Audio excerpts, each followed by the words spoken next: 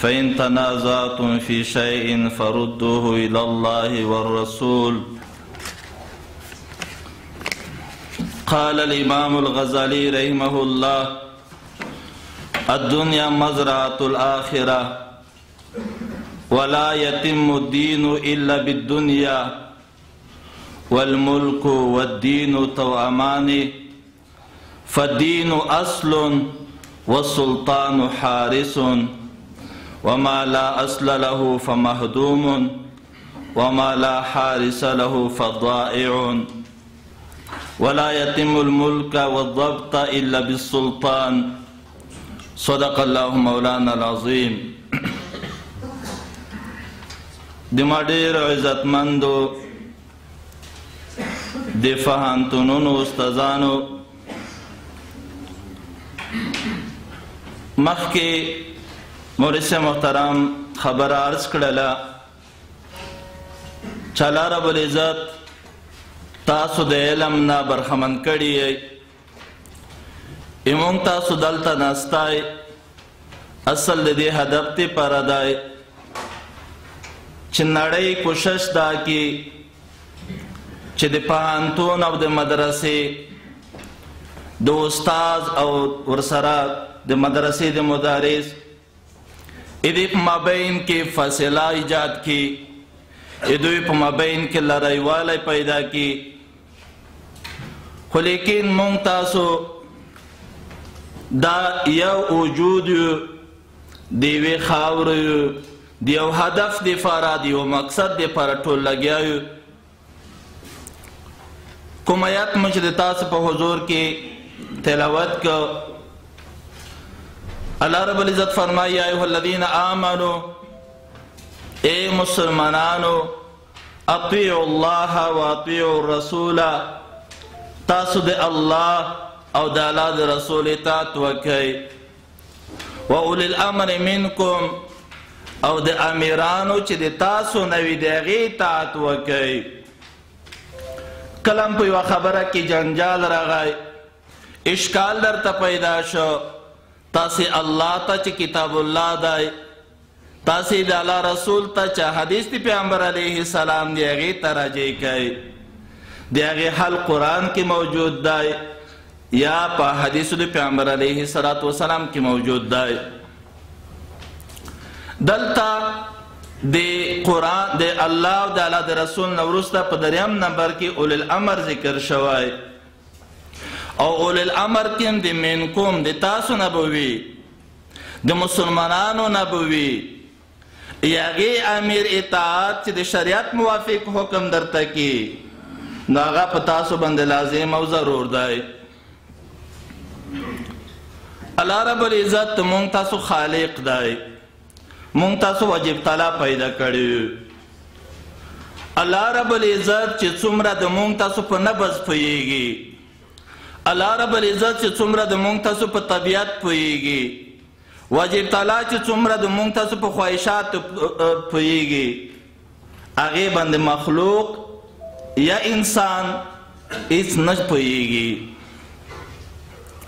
هغه الله چې د دنیا ته مونږ رالیږلی یو، که چېرته په دنیا کې سوچ وکړو یو څوک یو ځای ته لیږي نو یو خبره، یو هدف، یو موضوع خامخا ورکوي، نو دا کیدلی نشي چې واجب تعالی د مونږ دنیا ته رالیږلی وو او الله د مونږ ته یو قانون، یو چوکاټ، یو نظام نه وي راکړی. نو کوم نظام چې واجب تعالی جوړ کړی، کوم نظام چې الله د طرفه د پیغمبر صلی الله علیه وسلم په ژبه مونږ ته څه ته رسېدلی، په هغې کې چې د انسان څومره کامیابي ده، انسان څومره مقصود ته رسیږي، د انسان په لاس جوړ شوي نظام باندې نه رسیږي.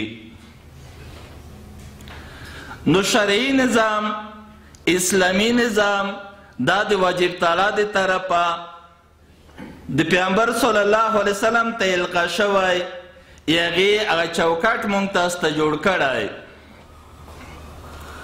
خو ځینې ملګریو ذهن کې به دا خبره ورځي چې تاسو اوس اسلامي نظام ذکر کوئ، دا خو تقریبا 15 صدۍ ورباندې تېرې دي، دنیا خو اوس ډېر رشد او ترقي کړې ده. لکه پخوا وخت کې د خلک مزلونه په حیواناتو باندې وو، اوس خلک په هوا کې ګرځي. یا مثلا مواصلتي نظام دا رقم نه و، اوس انټرنیټ دی، ټلیفون دی، ډېر دنیا ترقي کړې ده.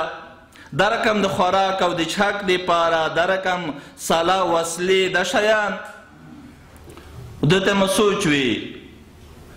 یو د انسان طبیعت او فطرت دی، یو اسباب او آلات دي. اسباب آلات تغیر خوړلی، بدلون پکې راغلی، ډېره زیاته ترقي پکې شوې ده. ولیکن د انسان طبیعت چې څنګه شروع کې و هغسې اوس هم دی. د شریعت احکام دا د انسان د طبیعت دپاره دي. اسباب باندې نه دي احکام را نازل شوي. لکه مثلا لکه پخوا وخت کې انسان ته څه رقم د لوږې حس کېده، لوږه ورته حس کېدله، اوس هم هغه رقم حس کېږي. اگر کال ته د لوږې د ختمولو دپاره خوراک بدل و، اوس بدل دی. خو لیکن د احساس چې انسان ته کېږي یو شی کېږي. دا رقم د اوبو والا، دا رقم مثلا د ځان نه د دفاع والا، دا رقم یو ځای ته د رسېدلو والا، یو چا ته د خبرو کړلو والا. دا ټول د انسان طبیعت هغه قسم دی چې څنګه مخکې و. د شریعت احکام هم د طبیعت موافق نازل شوي دي. نور اگر که دا شیان بدلیږي، تغییرات پکې رادرومي، لیکن شرعي حکم پکې تغییر نه خوري، هغه نه بدلیږي. نو په دې وجه د موضوع خو ډېره اوږده موضوع ده. که مونږ تاسو شخصي زندګۍ ته وګورو، د شخصي زندګۍ دپاره چې شریعت څومره ښایسته د حل لاره یې چوکاټ درته جوړ دی، په نورو قوانینو کې نشي پیدا کېدلی. همدا رقم د اجتماعي د ګډې زندګۍ دپاره چې څومره ښایسته قوانین شریعت راته جوړ دي، بل چېرته نشي پیدا کېدلی. خو دا خبره باید مونږ تاسو هر وخت دپاره په ذهن کې وي چې د مونږ تاسې اسلام دین د یو دین دی، خو دا داسې جامع دین دی چې یوازې عبادات پکې نه دي. لکه مثلا په غاټه کې مونږ تاسو ویایو چې د مونږ دین 5 برخو ته تقسیمیږي. په ټولو کې اول عقاید دي، دویم نمبر عبادات دي، دریم نمبر معاملات دي، څلورم نمبر معاشرات دي، پنځم نمبر اخلاق دي. اوس عبادت خو د انسان او د الله په مابین کې دی تعلق دی، خو یوازې په یوازې عبادت دا دین نه بللی کېږي، یا یوازې عقیده دا دین نه بللی کېږي. د هغې سره سره دریم نمبر کې معاملات دي. معاملاتو کې بیه شرا را درومي، اجاره را درومي، کفاله را درومي. مثلا د نړیوال څومره کاروبارونه کېږي، بانکي نظام شو، مالیاتي نظام شو، د ټول معاملات دي. همدارنګه معاشراتو کې مثلا د پلار حقوق په زوی باندې، زوی حقوق په پلار باندې، یو ګاونډي حقوق په بل باندې، مسلمان حقوق په بل مسلمان باندې، یو انسان حقوق په بل انسان باندې، حتی کې د حیواناتو حقوق په انسان باندې. دا ټول په معاشراتو کې ذکر دي. پیغمبر صلی الله علیه وسلم نه په دې باره کې موږ ته حدیث د پیغمبر سم حدیث مونږ تاسو ته رسېدلی دي. په دې شیانو کې معاشرات مکمل هغه اصول یو چوکاټ یې راته جوړ کړی دی. همدارقم نبوي اخلاق چې یو مسلمان به څه رقم، یو انسان به څه رقم اخلاق لري. نو شریعت چې د مونږ تاسو دین چې دی یوازې په عقیده او په عباداتو پورې تړلی نه دی، دې سره سره د نور سم شته پکې. نو په دې کې ما خبره دې پورې کړله چې که د مونږ شخصي زندګي ده که اجتماعي زندګي ده، د هغه ټولو دپاره اسلام عجیب اصول، عجیب چوکاټ ورته جوړ کړی چې په هغې سره انسان کامیابۍ ته رسیږي. بله خبره ده چې اصل دنیا ته راتلل د مونږ تاسې، دا دنیا کې اوسېدل د مونږ تاسې دا هدف او مقصود نه دی، بلکې د دنیا ته راتلل یا دنیا کې اوسېدل د دنیا زندگی د مونږ تاسو امتحانګاه ده. اصل هدف د مونږ تاسې اصل مزل د مونږ تاسې چې روان یو ور اصل مقصود د مونږ تاسې هغه د الله رضا او سره د هغې ثمره په قیامت کې حاصلول دي. مثلا مونږ تاسو اوس په دنیا کې توجه مو غواړم الله مو وبخه لکه مثلا مونږ تاسو دنیا ته یوه امتحانګاه به فرض کو الحمدلله ټول د پوهنتونو استادان یې د امتحان په حال کې هلته هغه نستي ته که چېرته محصل وګورئ هغه نستي ته ډېر سوچ نه کي حال ته ډېر سوچ نه وي د حال په تعمیر په ابادي باندې ډېر تمرکز نه وي. اصل مقصود چې شوي د سوالونو حل کول د دې دپاره چې په هغې باندې کومه نتیجه مرتبه کیږي چې زه په نمبرو کې اول نمبر راشم. دا رقم دنیا ته د مونږ ته سره تلل اصل مقصود چې شی دی وما خلقت الجن والانس الا لیعبدون. د انسان اصل مقصود د واجب تعالی بندگی کړل دی. خو لیکن دې ته مو سوچ وي عبادت سره که چېرته مونږ تاسو د شریعت په چوکاټ کې د دننه مثلا د چا سره ښه سلوک کوو د چا سره کومک کوو د شریعت په چوکاټ کې معاملات کوو دا هم دین بللی کیږي. دا هم دین دی. مخکې مې درته وویل چې دین په غټه کې 5 برخو ته تقسیمیږي. په هغې کې معاملات هم دي معاشرات هم دي ښه اخلاق هم دي عبادات او عقاید هم پکې داخل دي. نو په دې وجه د اسلامي نظام بقا دا د مونږ تاسو د اولویاتو نه دی دا د مونږ تاسو د ضروریاتو نه دی بغیر د هغې نه مونږ تاسو دغه اسلام نیمګړی دی. علامه قرضوي صاحب رحمه الله خپل کتاب کې لیکي وایي چې کله په یو هیواد کې اسلامي نظام نه وي په 2 شیانو کې یو ورباندې لازم دی. اول دا چې په زړه کې به د غیر اسلامي نظام نه کرکه کی خدا په هغه صورت کې چې د اسلامي نظام بقا د اسلامي نظام د راتللو وس او طاقت یې نه وي کړل لازم دی چې د اسلامي نظام د بقا دپاره د اسلامي نظام د وجود دپاره ورباندې ضرور دي.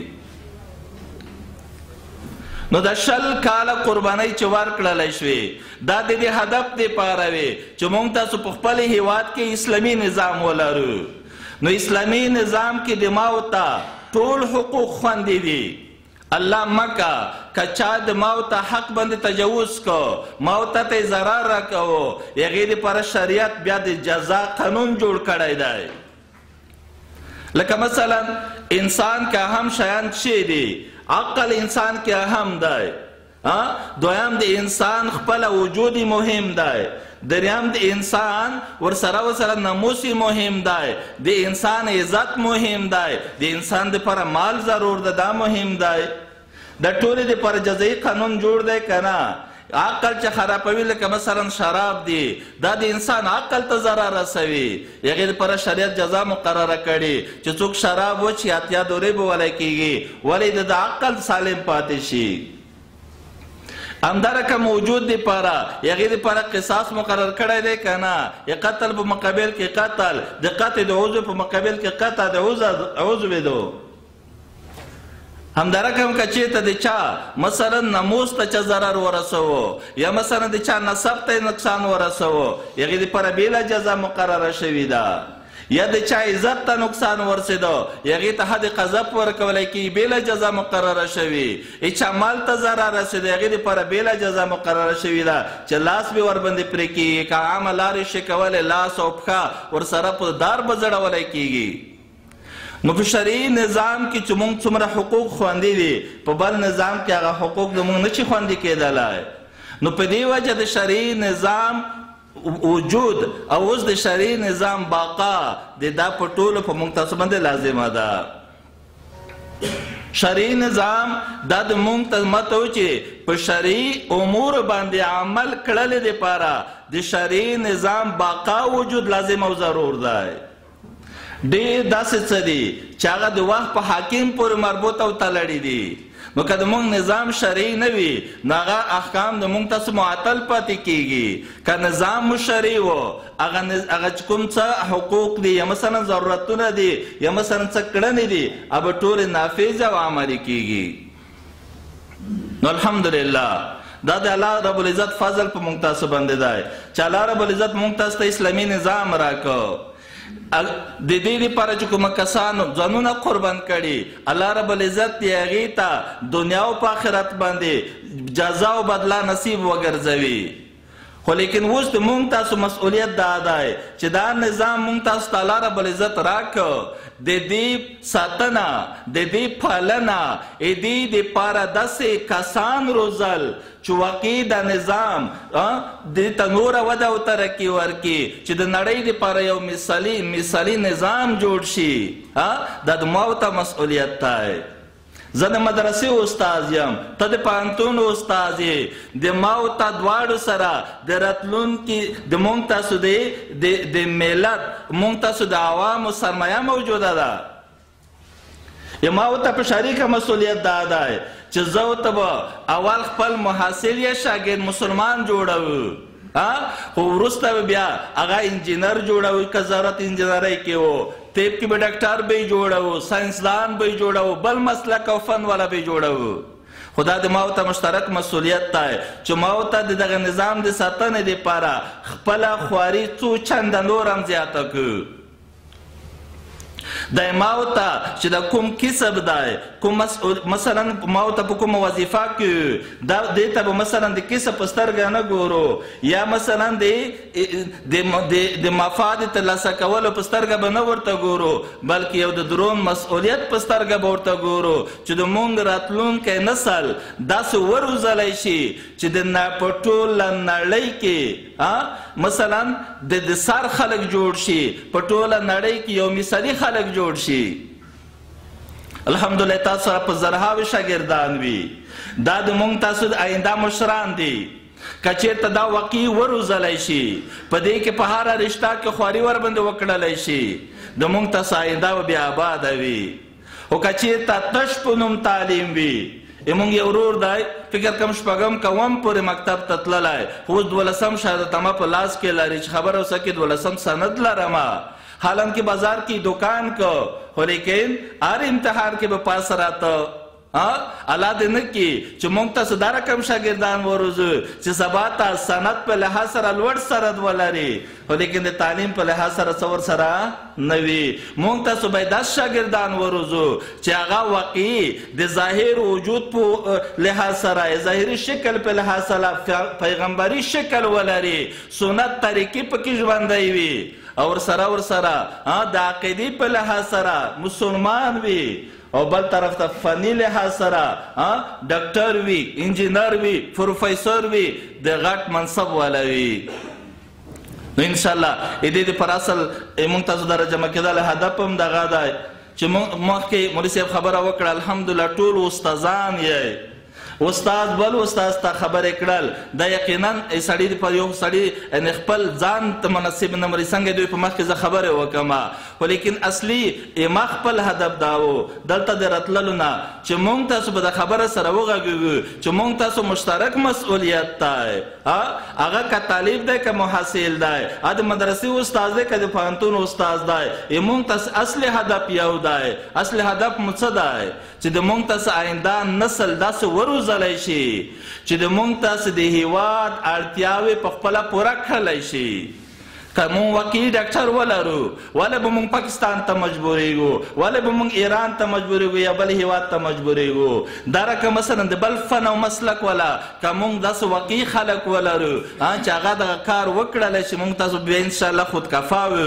الله رب العزت به د خبره باندې اول ماته او بیا تاسو ته ټولو ته عمل کولو توفیق د نصیب کړي.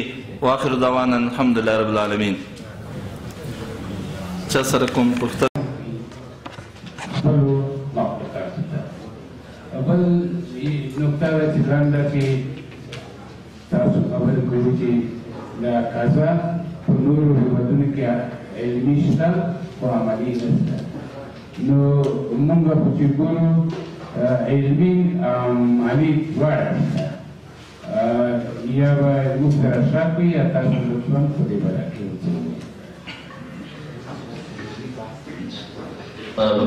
د یوازې پوښتنې جواب کې به دومره ووایي لکه د استاد محترم دوه پوښتنې وکړي. اوله پوښتنه ده چې واجب طلاق ولې په مخلوقاتو باندې کسان خوري؟ هغې جواب به دا شي مفسرین فرمایي چې وجب طلاق کله کله قسم په مخلوقات باندې مختلف وجوهات کېدلی شي او کله کله تعظیم د هغې شي مقصود وي، لویوالی د هغې شي مقصود وي. نو وجب طلاق ځکه قسم ورباندې خوري چې هغه د شي عظمت د خلکو په ذهنونو کې کښېني چې دا شی دومره لوی شی دی چې وجب طلاق قسم وخوړلی دی. دویمه خبره، مخکې رئیس صاحب خبره وکړله چې قضا په نړۍ کې علمي شته، عملي نشته. ما د خپل علم موافق جواب داسې ورکړ چې د قضا نه مطلب هر چاته خپل حق رسول دي یا حقدار حق ته رسول دي. دا که چېرته موږ وګورو کوم حق چې شریعت یو انسان ته ورکړی دی، نو شریعت چې د هغې لپاره د حقوقو ته رسېدل یا حق ترلاسه کول لپاره کوم چوکاټ جوړ کړی دی، هغه په د نوره دنیا کې نشته. لکه مثلا داسې فرض کړه مثال، لکه اوس مثلا موږ ته اسلامي نظام دی، خو لیکن نړیوال یې په اسلامي نظام د خلکو لپاره یا د ولس لپاره یا د هېواد لپاره یې مفید نه بولي. حال دا دی که موږ پخپله په حقیقت کې ورته وګورو چې څومره د موږ خپل نظام مفید او ګټمن دی، د دوی نظام دومره مفید نه دی. نو دا مطلب دی چې په قضا شته علمي، خو لیکن هر چاته خپل حق نه ورکولی کېږي. یو مثال بل درته پیش کړم، لکه د بیان د ازادۍ دوی چیغې وایي، که د پیغمبر توهین وشي دوی د بیان ازادي بولي. خو که چېرته د هغه بیان ازادۍ کې زه د جهاد خبره وکړم، زه د الله د دین خبره وکړم، مثلا نشي برداشت کولی، نو معلومه ده شوه چې د دوی قضا لکه څه رقم چې شرعي دمونه غواړي هغه رقم قضا نه ده.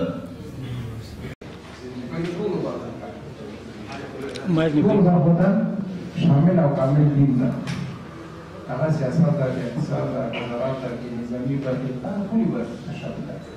آیا دا په اصلي شکل سره موږ رسولی نه ده خلکو ته، او که کومې ستونزې دي چې موږ داسې وروسته پاتې یو، او هغه چې دلته بل کامل او شامل د دین نشته. او الله پاک وایي چې ان دین عند الله اسلام. اصل تا خپله چې څنګه پوښتنه وکړه جواب مې خپله ورکړو. اصلي یو د شریعت چوکاټ یا شرعي نظام دی، یو شریعت په ځان باندې عملي کول او تطبیقول دي. شرعي نظام، شرعي مثلا اسلامي نظام کامل او مکمل دی، خو د تطبیق په طرف کې موږ کمزورتیا لرو. یغې وجه دا ده، یغې وجې نه موږ په نړۍ کې شاته پاتې شوي یو. که د اسلامي نظام کامل چې څه رقم نازل شوی دی هغه په خپل وجود باندې تطبیق او عملي کړو، فردي لحاظ سره هم په اجتماعي لحاظ سره هم په نړۍ کې به یقینا موږ پرمختګ وکړو، د نړۍ لپاره به یو مثالي نظام موږ جوړ کړو.